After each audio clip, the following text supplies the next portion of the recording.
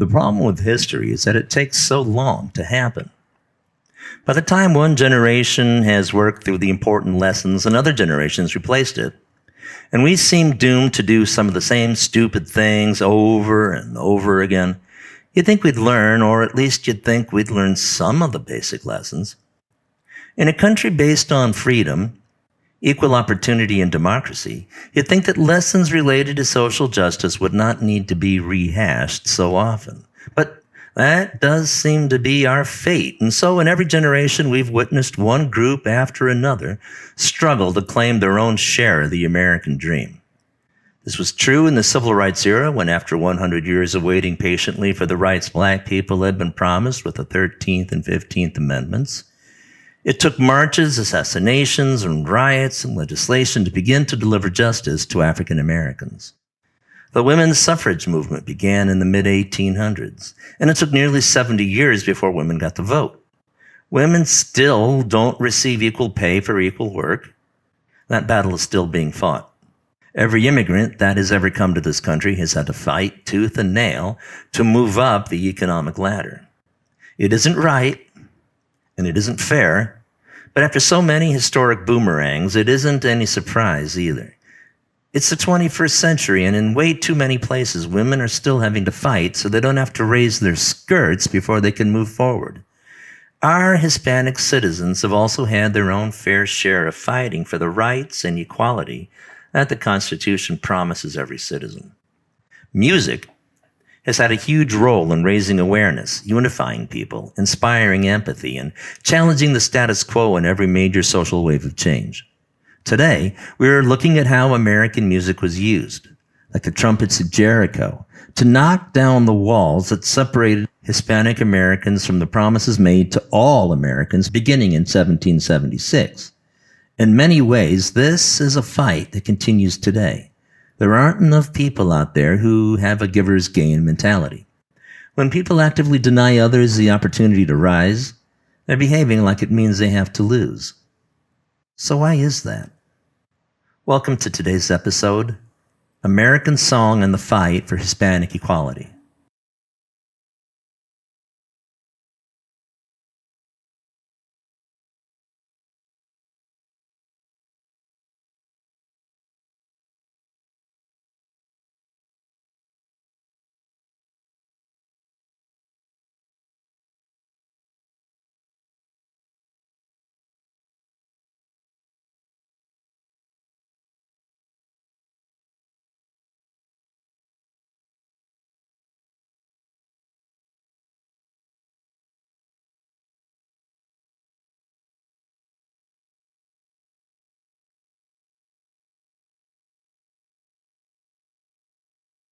Step down off your high horse, mister.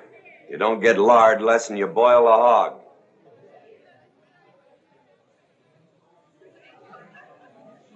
Have one of these cigars. I brought them all the way from New Orleans. Were you going to tell my Tennesseans that a good many men, sound men all, had a plot to ease the suffering of the people in these parts? Or were you going to tell them that Steve Austin, Houston, and others, and you too, Travis, had planned to declare for a republic? To declare this the Republic of Texas? Were you going to tell them that, Travis?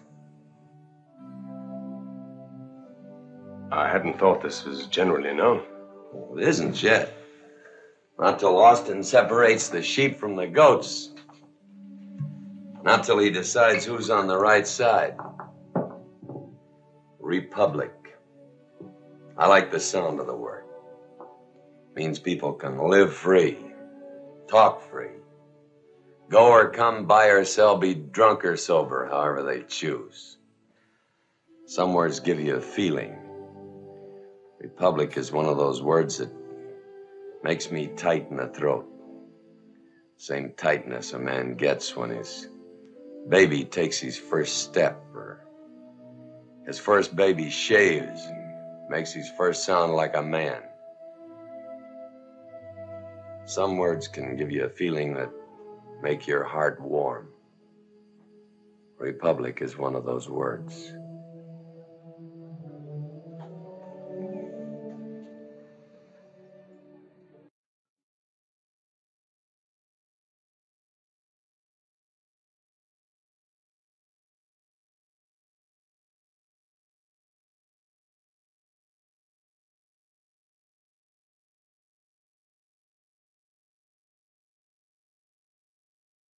The Mexican-American War in the 1840s was a land grab by the United States to increase its territory toward the West.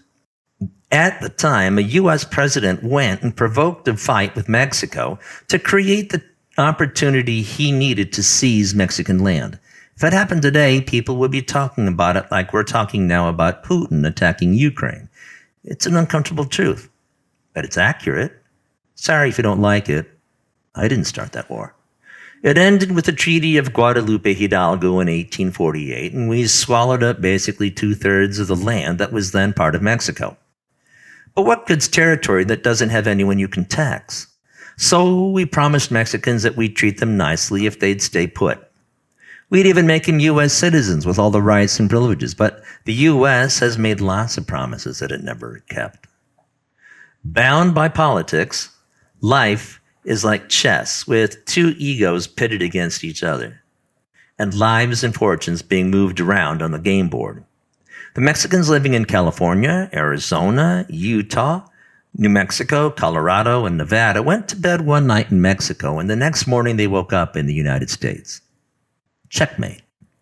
Think of this, if you will. Santa Fe, New Mexico, for example, was founded in 1610, 230 years before the treaty. Los Angeles was founded in 1781, just 5 years after the Declaration of Independence, and 2 years after the founding of Nacogdoches, Texas. So these cities are old, and the Spanish and the Mexicans have been here for a long time.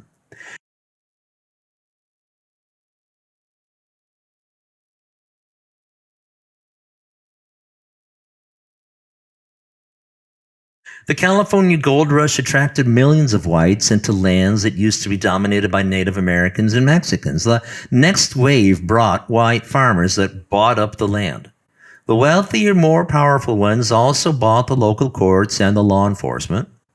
To drive wages down, they greedily recruited way too many migrant workers, and then they used the labor surplus to set wages at poverty levels, turning Mexican workers into feudal serfs, creating a class of sharecroppers, just like blacks had been since the end of Reconstruction.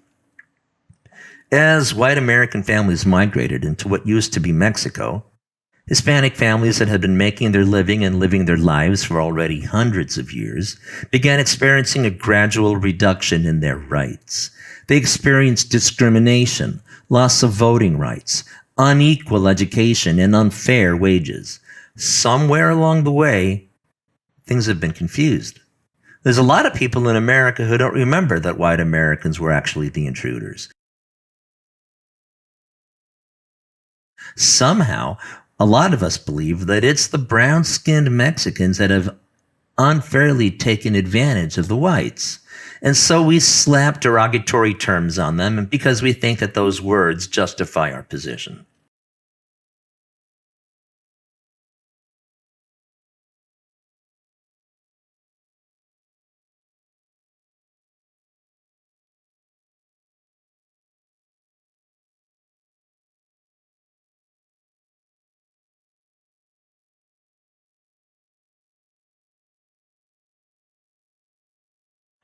Music, as a force to call attention to, unify people around, and inspire action about important social causes, is a recurring theme in American music. And it's as true about the Hispanic struggle for justice as it's been for every group in our history. Hispanics have had a wide range of musical inspirations, including familiar faces like Bob Dylan and Pete Seeger and Woody Guthrie, and musical heroes from their own communities.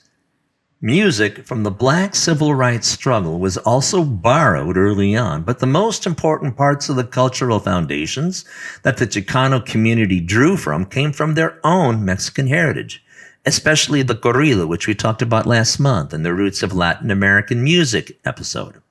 As the revolutionary tide of the 60s began to swell in American culture, Chicanos resurrected the corrido and they added to it new political consciousness, giving air to their grievances and struggles.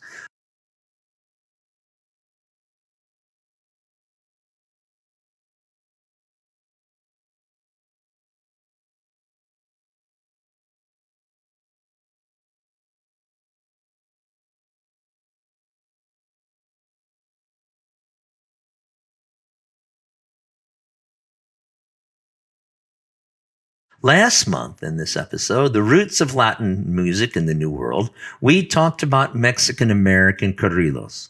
Jose Suarez was a Hispanic singer in the 1930s and 40s who recorded songs that brought attention to the hardships faced by migrant workers of the Dust Bowl era.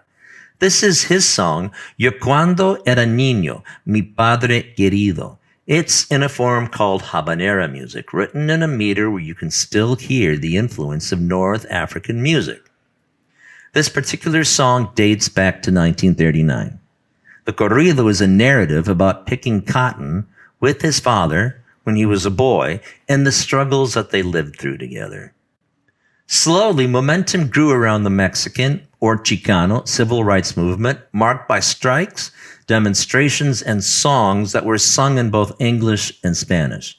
By the early 1960s, a number of grassroots movements that consisted mainly of urban working class and agricultural workers in the Southwest grew frustrated with the slow progress that traditional peaceful approaches were having. A more forceful movement was at hand. It was time to turn up the heat. College students were receptive to a new government, and they started calling themselves Chicanos. That word Chicano is derived from Mexicano, where the XI is pronounced as she or chi, and the ME in Mexicano was dropped. As activists, they've demanded change now by building coalitions and gathering power. The Chicano movement challenged the assumptions, politics, and principles of the established political leaders, organizations, and activity within and outside the Mexican American community. Discrimination, educational segregation, voting rights, ethnic stereotyping, these were the major issues of the activists, but minimum wages for migrant agricultural workers and citizenship for the children of Mexican-born parents were also important issues. Activist organizations like Cesar Chavez's United Farm Workers and his Crusade for Justice, as well as LULAC, the League of United Latin American Singers, and MAPA, Mexican American Political Association, represented the middle and working class Mexican Americans in the 1960s, as they continue to do today. Strikes and demonstrations helped them gain political ground, and songs helped them voice their concerns and air their demands.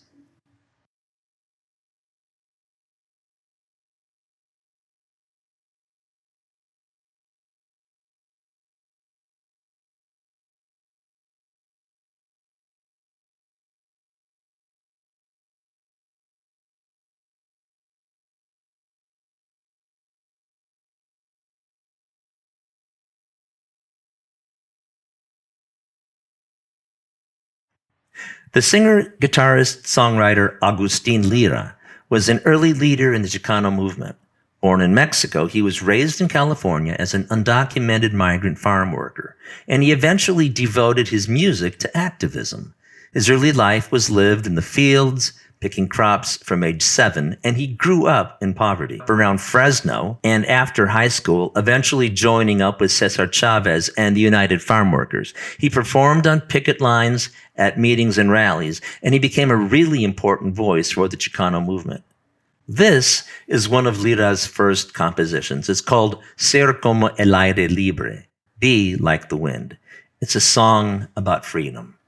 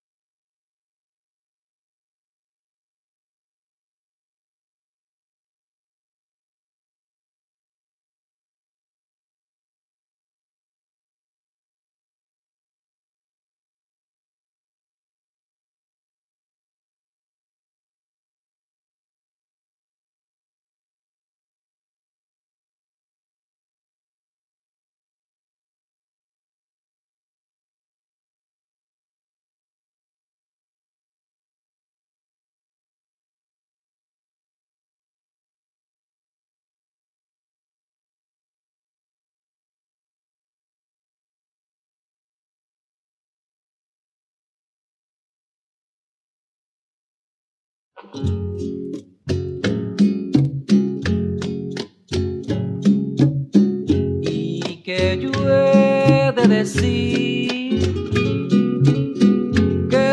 estoy cansado. In 1966, Hispanic grape pickers went on strike after conditions and pay that they staged a UFW march from Delano to Sacramento. Cesar Chavez needed a song to rally his union members around and asked Lira to write a song his marchers could sing the next day. This is that song, La Peregrinación, the pilgrimage, and it became the anthem of the UFW movement. These are a few of the lyrics translated to English. I do not come to sing, and nor do I come to cry about my bad fortune. From Delano I go to Sacramento to fight for my rights. But what rights are we talking about? Well, let's look at Lira's own example, for instance. Lira's entire family, all U.S. citizens, were deported in the 1930s under the Mexican repatriation program. This program forcefully removed over 2 million people of Mexican descent from the land that their families had owned and lived on for generations. During World War II, Lira's uncles shared the same burden that all American soldiers who had defended freedom had fought for. But, just like the fate that awaited Black American citizens on their return home, they were welcomed back with racism. Just like the Southern blacks, they weren't even allowed to eat at local restaurants or use other public places. Some people called the singer-songwriter Jesus Chuy Negrete the Mexican Bob Dylan. The actor Edward James Olmos called Negrete the Chicano Woody Guthrie, someone who was, quote, like a brother to him. Olmos said that Negrete's ability to make you laugh or make you cry was superb. His song La Tragedia de Tucson told the story of the 2011 mass shooting in Arizona when 6 people were killed and more wounded, including former U.S. Representative Gabby Giffords. He was part folklorist, part folk singer, and he told stories about the Mexican-American experience. And in the Latin American world, he's considered a superstar. Let's listen to Chuy play.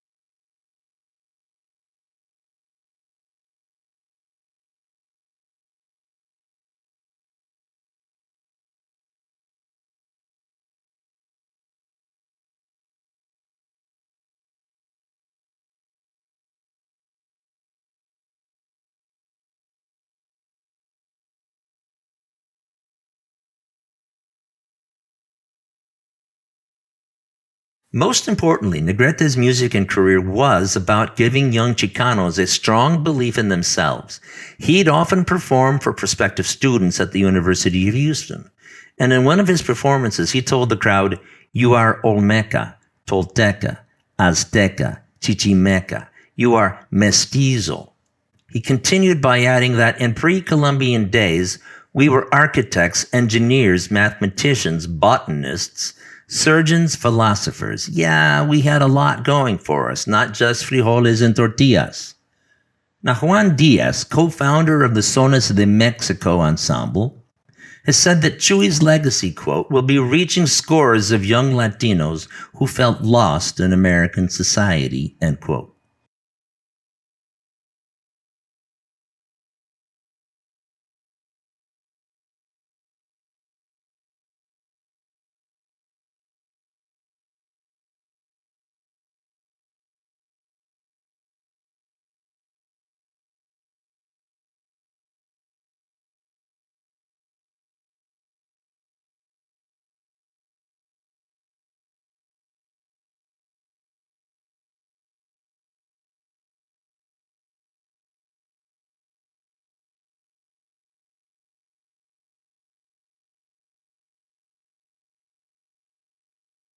The Dylan-esque troubadours like Negrete and Lira, Another popular music in the days leading up to rock and roll was the son jarocho, an African Mexican song and dance form originating in Veracruz, Mexico. Son jarocho features a guitar-like instrument called a jarana. It's got between 4 and 8 strings. The electric bass is replaced with a bajo sexto, a 12-stringed Mexican bass guitar.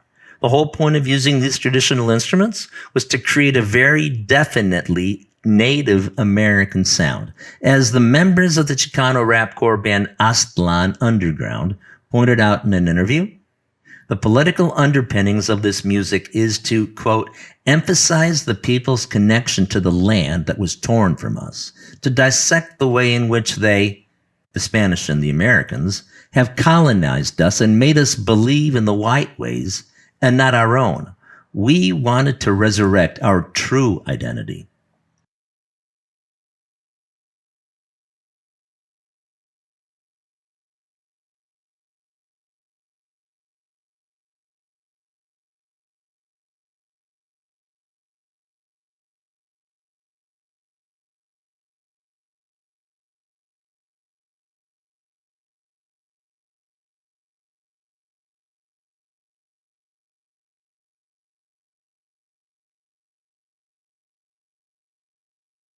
Besides the folk side of the Chicano music movement that we've been listening to, during the 60s and 70s, East LA was ground zero for a wave of Chicano rock bands and individual artists.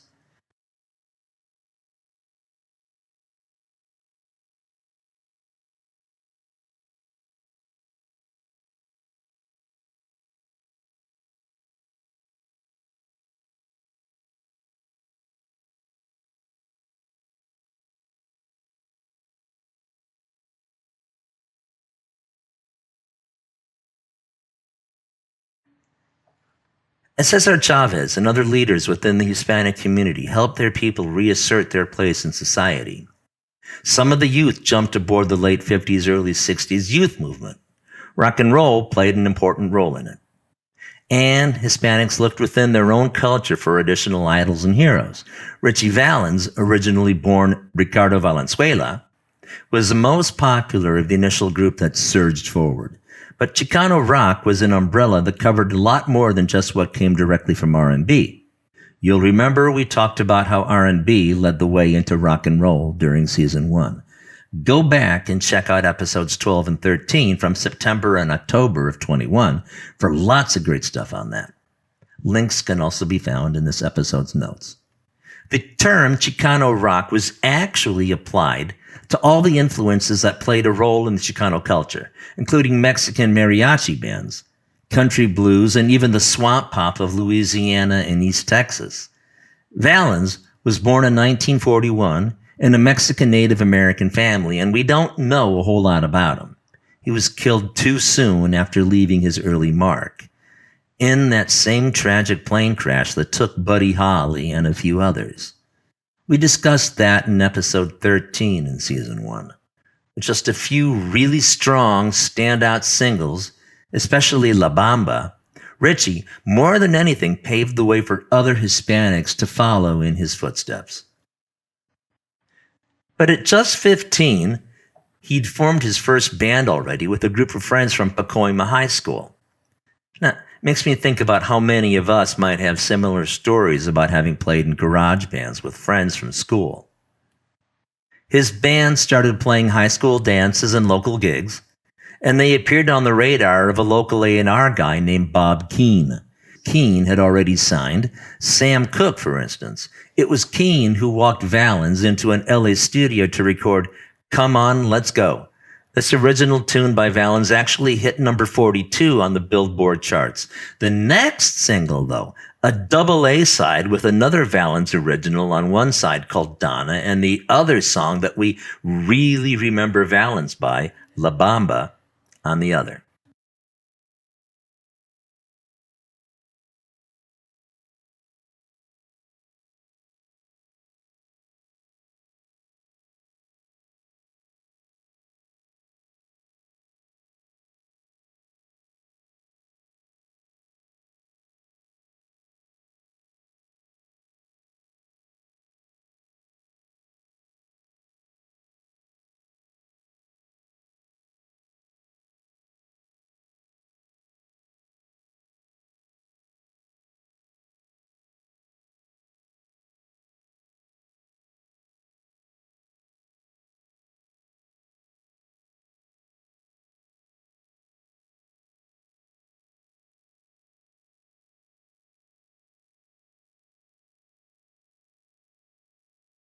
With La Bamba, Valens gave this old Mexican correa a whole new identity that literally defined the entire Chicano rock sound.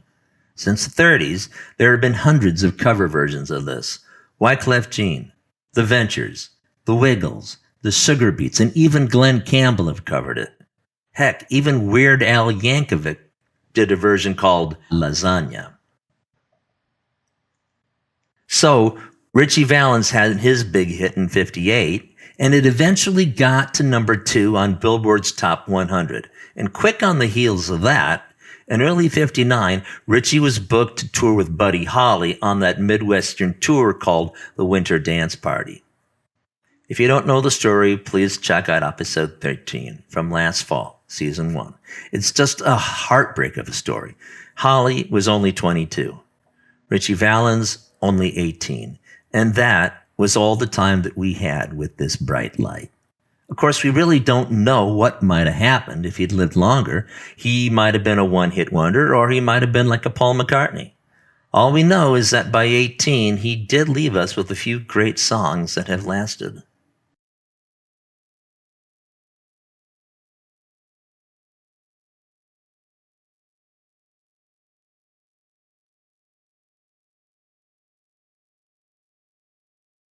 Other Chicano rockers followed Valens in his passing, including Chan Romero, who recorded the original of Hippie Hippie Shake, a song that the Beatles themselves played in Hamburg and at the Cavern Club.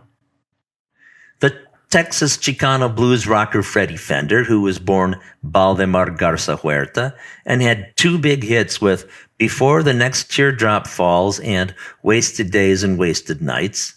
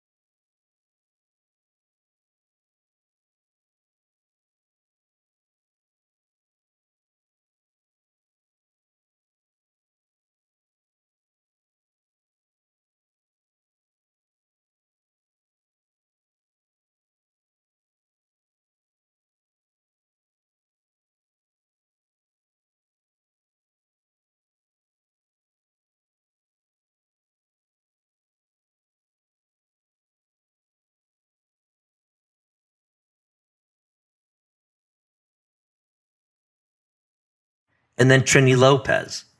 Now, Trini Lopez was a really big deal in the early 60s, and he had an original sound, kind of a mashup of folk, Latin, and rockabilly. This song, If I Had a Hammer, was his biggest hit. It got to number 3 on Billboard's Hot 100. Lopez was a victim of COVID-19 in 2020. He was 83 by then. By the 50s and 60s, Chicano records were selling really well. I mean, like hotcakes. An indication of increasing Chicano pride and some improvement in their financial situation, too. Depending on the artist, Hispanic musicians were finding their legs on a regional or even, with some artists like Valens, a national or even an international level. And things were also happening on the southern side of the border, too. Mexico, for instance, produced 2 early Latin American bands. One was called Los Teen Tops.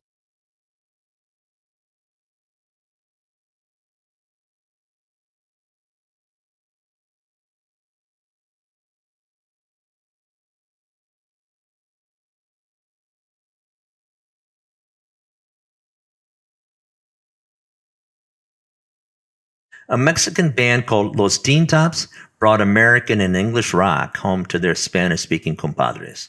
They reworked lyrics to make the songs work better in Spanish. And they got huge in Mexico. Check out their version of Little Richard's Good Golly, Miss Molly. I'm going to help you compare the 2 lyrics, Little Richard's and Los Teen Tops. In Little Richard's version, the original lyrics and the Teen Tops versions are pretty similar. And later versions, they change, though. For instance, verse 1 with Little Richard is, Good golly, Miss Molly, you sure like to ball. Good golly, Miss Molly, you sure like to bawl when you're rockin' and a rollin', can't hear your mama call. Now, Los Teen Tops. Here comes the pest, she sure likes to dance. Here comes the pest, she sure likes to dance. And when she's rockin' and rollin', she's the queen of the place. And again, another comparison from verse 3. Little Richard said, I'm going to the corner, gonna buy a diamond ring. When she hug me and kiss me, make me ting-a-ling-a-ling. And the Teen Tops said, let's go and see a priest. I want to get married now. It's not that you're so pretty, but you sure know how to dance. Remember, this is Spanish translated to English. It works a lot better in Spanish.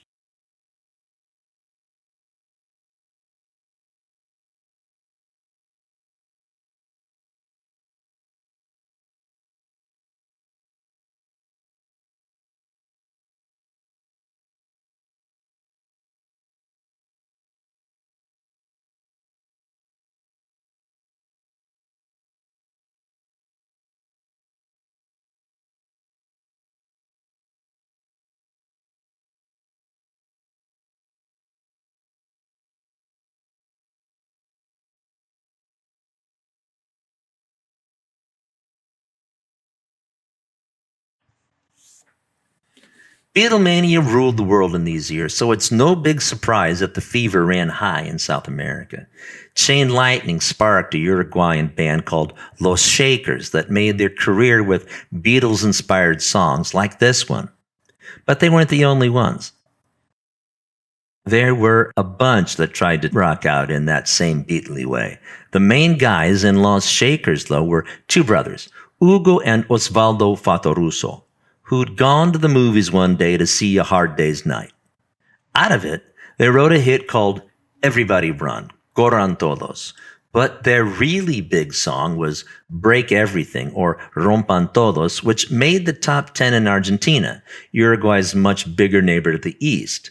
Of these two songs, I think this one we're listening to, Corran Todos, or Everybody Run, sounds even more like Help era Beatles.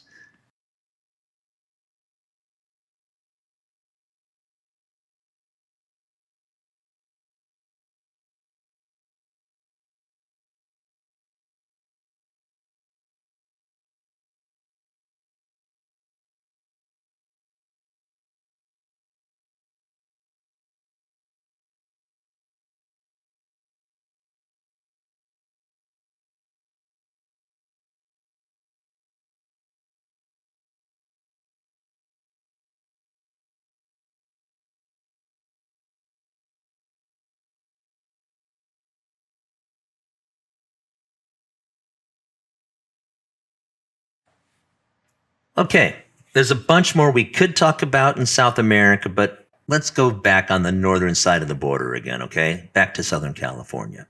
And in the 60s and 70s, there were hundreds of local garage bands trying to follow in Ritchie Valens' footsteps.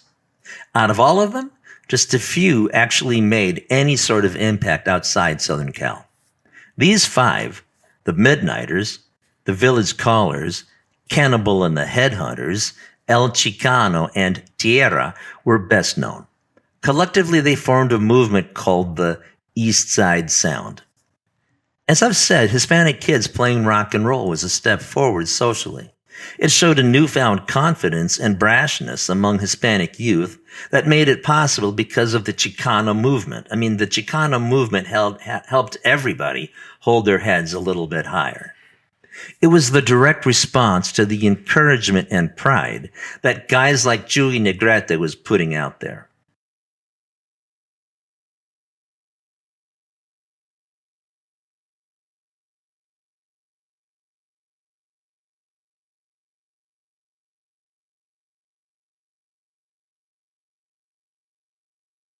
The Midnighters was probably the best band to come out of East LA in the 60s. Indisputably the greatest Latino rock band of the time. Their sound was a blend of British Invasion, think the Stones, and American R&B. They had two hits. One actually got big across the country. They had kind of an early proto-punk feel to their music, although their lead singer, Willie Garcia, could also do real justice to steamy Latin ballads. You can still hear the echo in bands like Los Lobos today. This is their song, Land of a Thousand Dances.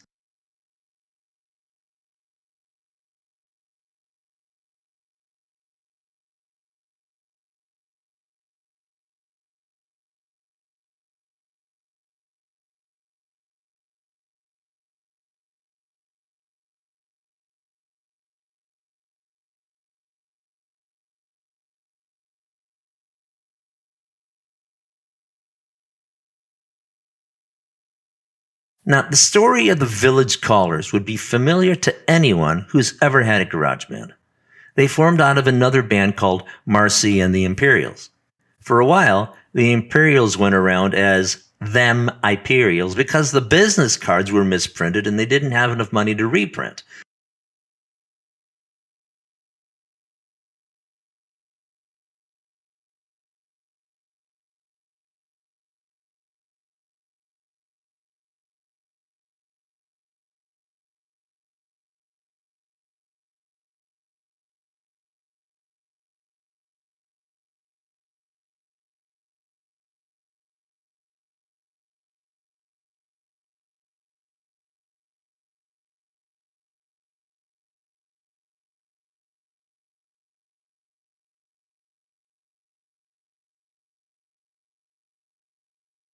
I think that's kind of funny.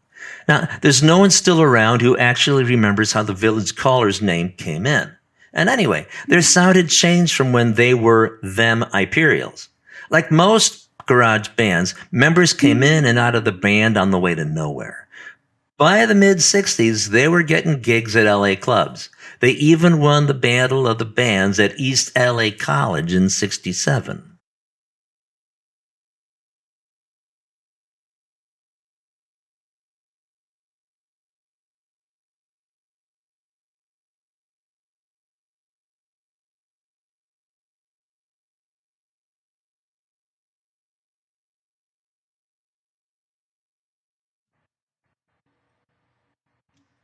This next band, the Village Callers, their first album was a live recording made at a gritty Pico Rivera, and that's a city in East LA, strip club called the Plush Bunny.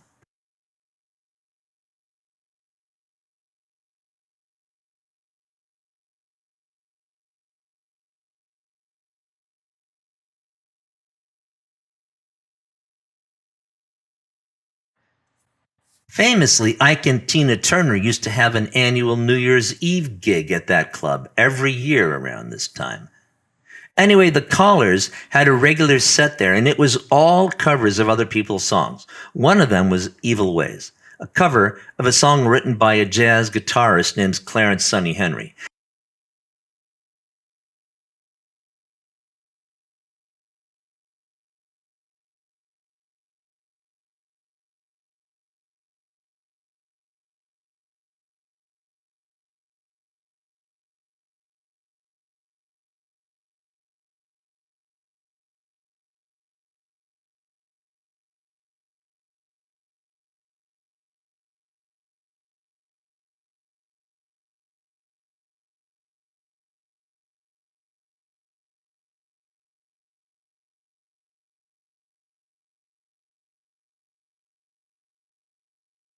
And it was that recording that got Carlos Santana to make his version of it later. But if ever there was a Cinderella story, this is probably it. Imagine you're in a small band from the East LA projects, and a year after starting your band, you find yourself touring America as the opening band for Beatles, the biggest band of all time. All the way through the end of the tour and the epic show at the Hollywood Bowl. Sounds like a fantasy, but it isn't.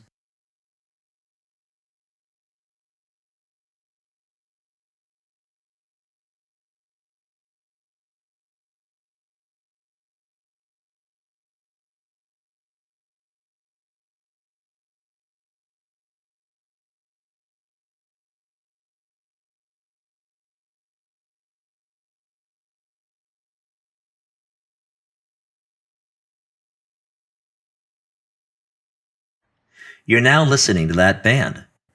Unfortunately, they were pretty much a one-hit wonder too. Their big hit, another version of Land of a Thousand Dances. Their version sounds like this.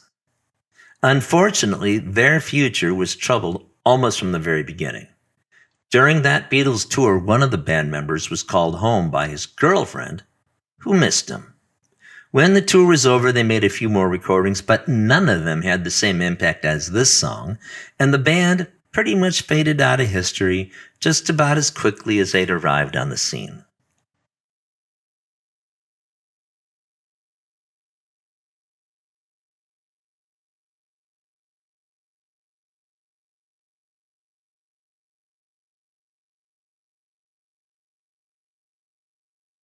If Cannibal and the Headhunters' time in the spotlight was brief, the opposite has been true for El Chicano, the most successful of the LA Latino rock bands. With 10 albums released between 70 and 1985, they've produced some classic music.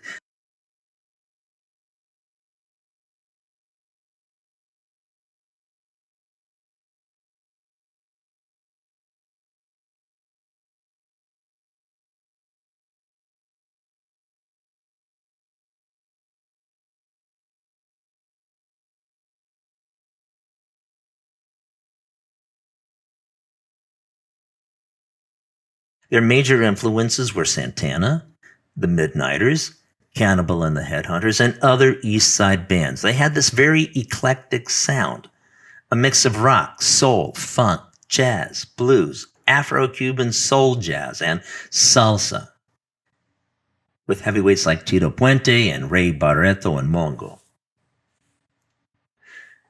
El Chicano fused a progressive mix of Afro-Cuban, blues, and jazz.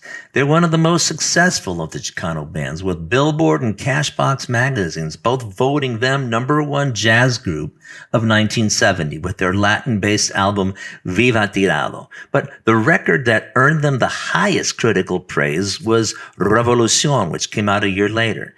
It charted in the United States and in both Central and South America. Over a 50-year span, they've earned 5 gold records. They've recorded 12 albums. Their music's been used on several big film soundtracks. They've been on TV many times, and they've been featured in various documentaries. You can hear it in tracks like this one, Keep Moving, from El Chicano's Revolucion album.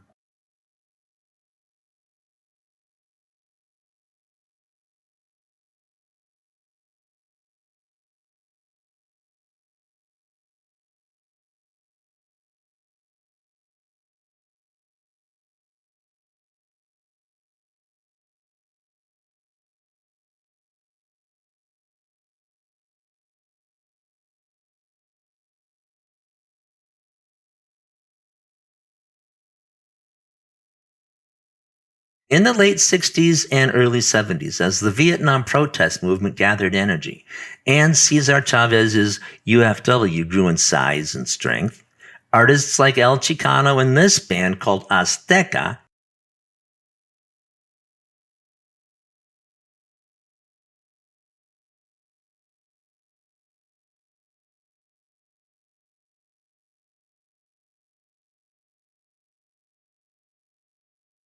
used their popularity to amplify the messages being expressed in Chicano communities. This is the first track from Azteca's album Mamita Linda.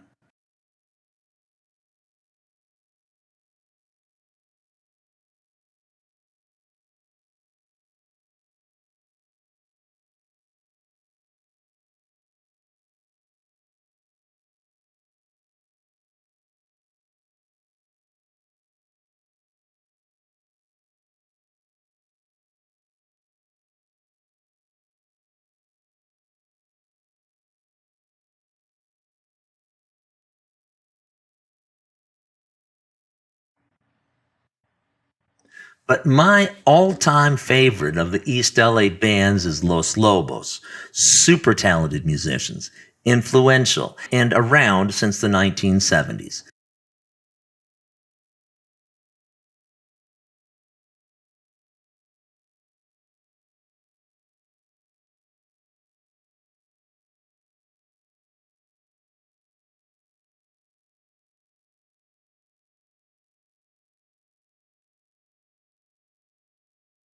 For a lot of people, they first got noticed in the early 80s with their song, Will the Wolf Survive?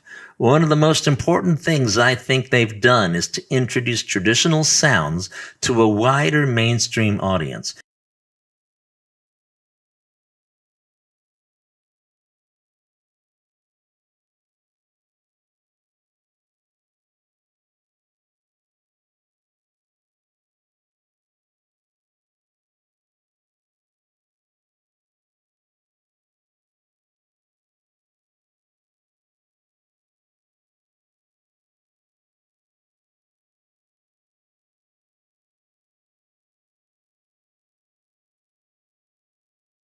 For instance, David Hidalgo from Los Lobos played the requinto doble and the accordion on this song, Aquí No Será, on an album by another East LA band called Osomatli.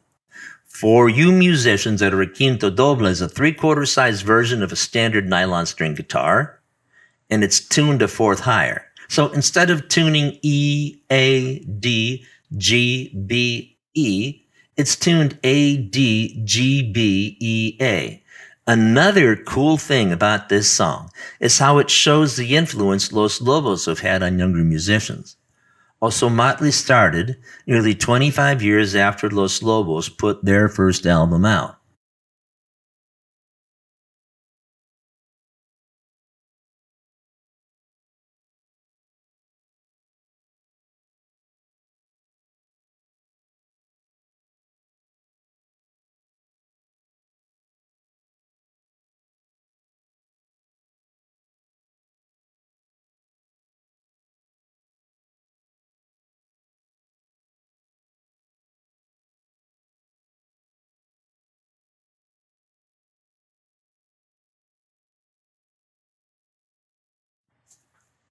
Over nearly 50 years, Los Lobos has earned numerous awards, including 3 Grammy Awards, induction into the Austin City Limits Hall of Fame, and countless congressional and community recognition. These deep thinkers are the pride of their community.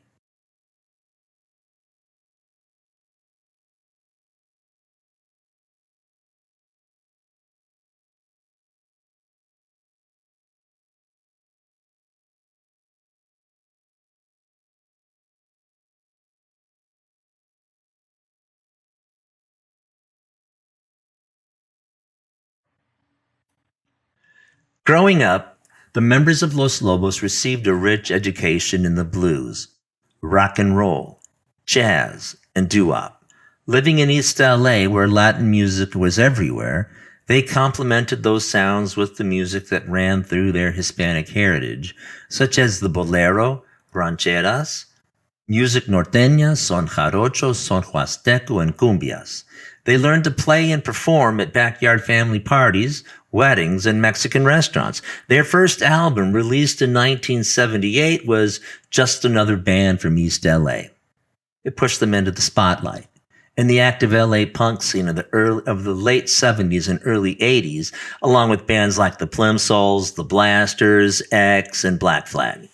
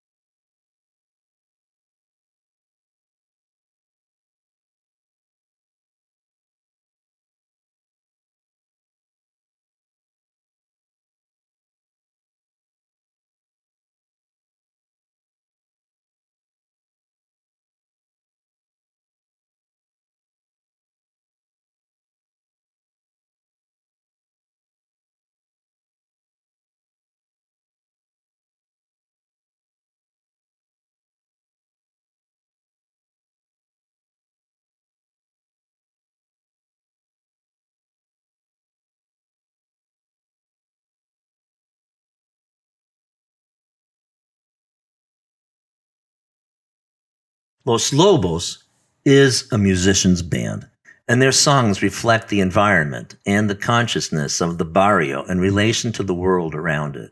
They sing about important themes like humanity, pro-immigration, depression, love of self, community, and deep Mexican Chicano culture and Spanish, Mexican, and Latin heritage. Like other great bands, they've changed and progressed from album to album, both sonically and thematically. The one thing that's been constant, though, is their ongoing dedication to their people and their culture. With all the success that they've had, Los Lobos have never left their roots. They've maintained an ongoing commitment to elevating up and coming Chicano bands like Chicano Batman and Quetzal. I hope you'll check out the full interview with Los Lobos done by Sound Opinion at City Winery in Chicago. A link to it's on the American Song Facebook page, and a link to it's also found in the notes that come with this podcast episode. Here's a short excerpt.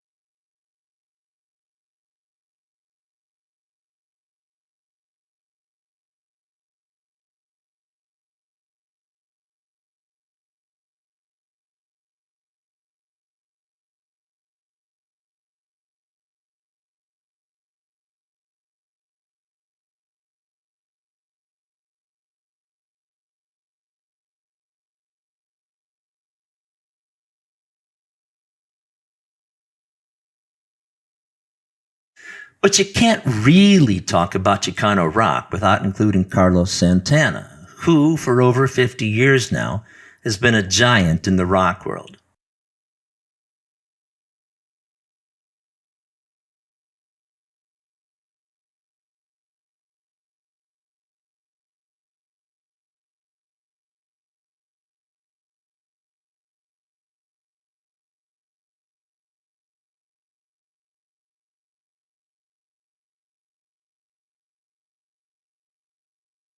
He took his early influence from the Chicano bands that came slightly before him, as well as blues. He's recognized as one of the truly great guitar heroes of the rock age. Santana got his start playing in the bars of Tijuana, Mexico. Starting out on violin when he was 5, he was taught by his father. He transitioned to guitar in his teens and then quickly started playing with a few bands up and down the strip in Tijuana right before the Summer of Love. He moved to San Francisco and he started the Santana Blues Band in 1966. In 1969, coming off a run of gigs at the Fillmore West that started the momentum under his band, Santana were invited to play at Woodstock, where they put on a legendary performance. Under the conditions, that's a pretty amazing statement. You see, on stage and under the influence of psychedelics, Carlos Santana was doing his best to control his guitar, which, in his mind, had become a live serpent. It was the 1960s, man.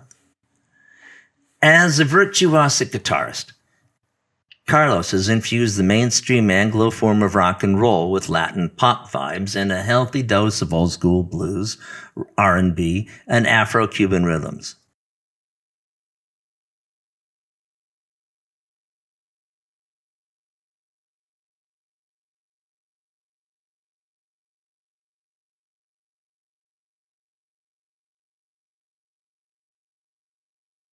It's a style all his own. He has also championed important social causes, and by doing it, he has worked to reinforce the positive media profile of his community.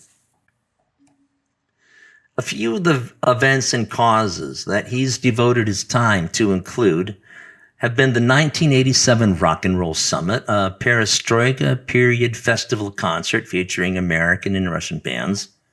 Benefit concerts have also been a major focus for Santana. For instance, his appearance at the benefit for the San Francisco Relief Fund. Santana and his wife Deborah founded the Milagro Foundation in 1998, with millions going to support education, healthcare, and creative activities for underprivileged children all over the world. In 2003, he donated the profits from his latest tour to help fight AIDS. Santana has always had a clear vision about his music. His style is a bridge between the Anglo and Hispanic cultures, and through the decades, he has stayed true to that journey. Doing this created a larger musical audience for that style, and this made it easier for other musicians to carve out their own places in the music industry.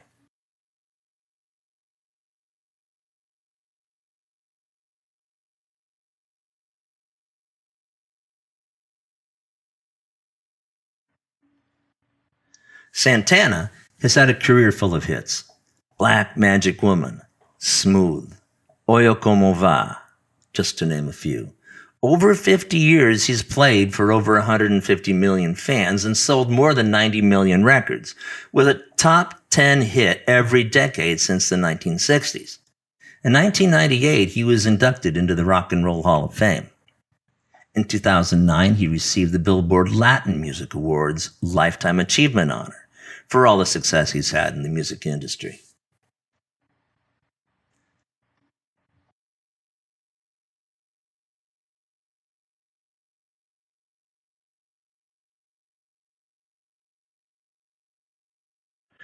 There's always more I could share on any given topic, especially the contribution that the Mexican people have made to American music.